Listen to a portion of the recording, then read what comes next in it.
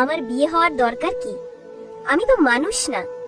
যদি মানুষ হতাম তাহলে কি শুধু গ্যারেজে কাজ করার কারণে আমার বিয়ে ভেঙে যেত? কেউ কি কখনো ছেলেকে দেখে বিয়ে ভেঙে দেয় সে গ্যারেজে কাজ করে বলে? কিন্তু আমি মেয়ে, আর মেয়ে হলে সমাজের চোখে মানুষের মতো মূল্য পাই না।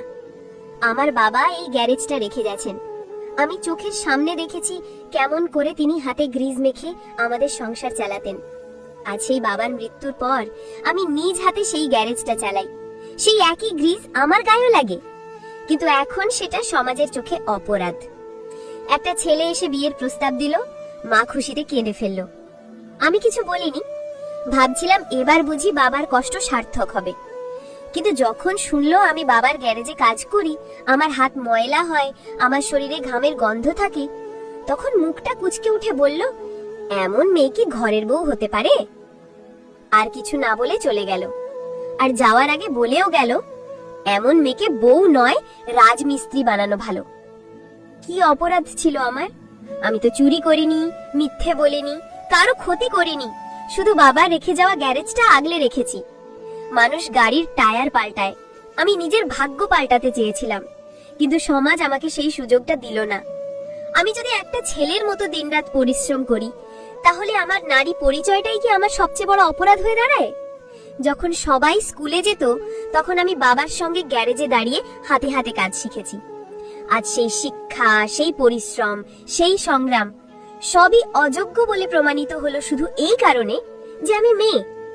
জানো, মাঝে মাঝে খুব কষ্ট হয়।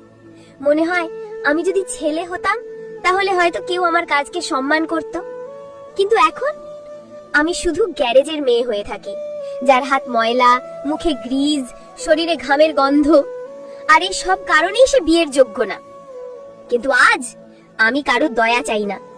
বিয়ে যদি আমার কাজ, পরিশ্রম আর সংগ্রামের চেয়ে বড় হয়ে দাঁড়ায়, তাহলে সেই বিয়ের দরকার নেই আমার। আমি বাবার গ্যারেজই চালাবো, মাথা নিচু করে নয়, মাথা উঁচু করে।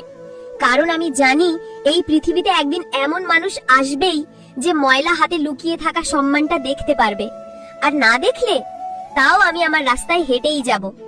আমি মেয়ে, কিন্তু আমি দুর্বল না। গাড়ির চাকা যেমন ঘোরে, আমার জীবনও ঘুরে দাঁড়াবে। এই গ্যারেজে আমার গর্ব, আমার পরিচয়।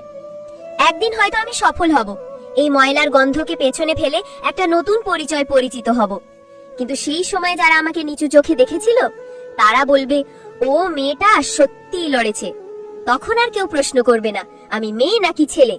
শুধু দেখবে একজন মানুষ যে কোনো ভেঙে পড়েনি, কাঁদেনি, শুধু মাথা নিচু না করে কাজ করে গেছে। আমি জানি আমার জীবনে ভালোবাসাও আসবে, কিন্তু সেটা গা চকচকে চেহারা দেখে নয়, আমার পরিশ্রম আর ইমানদারি দেখে।